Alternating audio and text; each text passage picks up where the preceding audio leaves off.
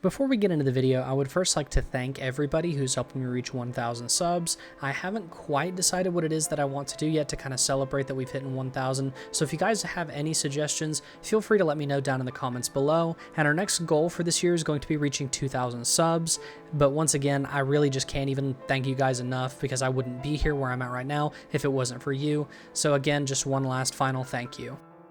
What is going on, ladies and gentlemen? In today's video, we are going to be comparing the current season's heavy grenade launcher, the Regnant, to the Vanguard Nightfall exclusive grenade launcher, the Wendigo. The Regnant was a heavy grenade launcher that was released at the current season of Destiny 2, which as of right now is Season 20, Season of the Defiance.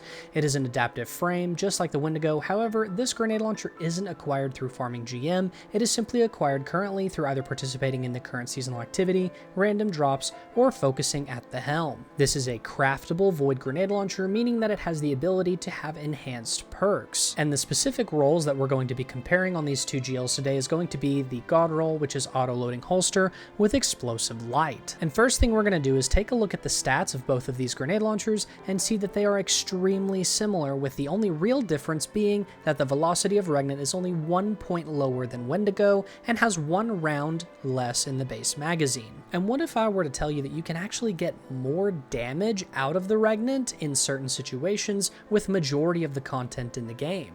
Well, let's go ahead and jump straight into that. Starting off, let's go ahead and take a look at what mod we want to slot into the Regnant.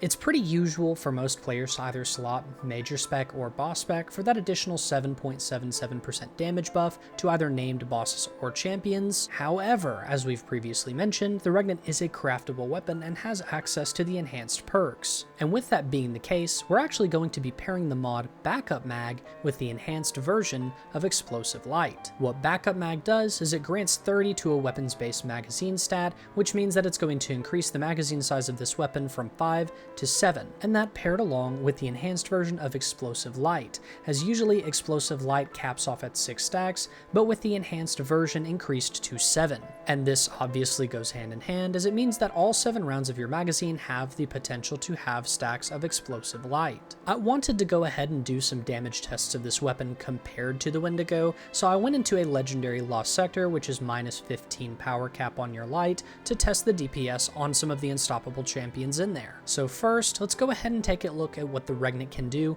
with absolutely no buffs at all and Backup Mag equipped. And I will be providing screenshots just to show the damage to you guys so you are on the same page.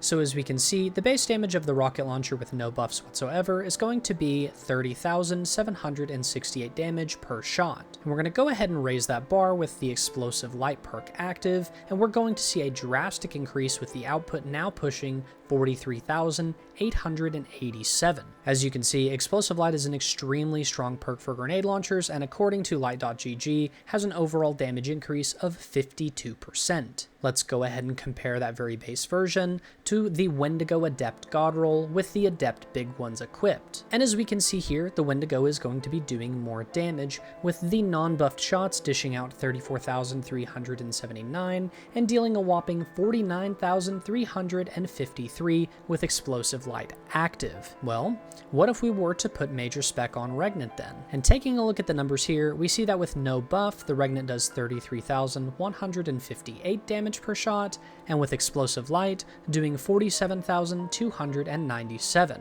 And this is very obviously still less than what the Wendigo puts out, even with Major Spec equipped. Okay, well, let's do a little bit of math here. If you were to have your Regnant with Backup Mag and Explosive Light maximum stacks, it would allow you to deal a total of 307,209 damage per magazine, where the Wendigo is only a hair behind with a max of 296,118 per mag with maximum stacks. This is, however, extremely unrealistic unless you are going to specifically be shooting into bosses, as majority of the time you are not going to be using all 7 rounds of your magazine into one enemy otherwise. So with all of that being said, there's actually one buff that we have still yet to cover that's going to help with a decent chunk of damage added to your weapon while also providing some strong strong add clear utility. And if you haven't guessed it by the theme of the background footage here, it's going to be Volatile rounds. Volatile is a debuff that can be applied to an enemy target by damaging them with your Volatile rounds buff active. Damaging the enemy further will cause them to take an explosion of damage. And with that being said, Volatile is not hard to activate by any means.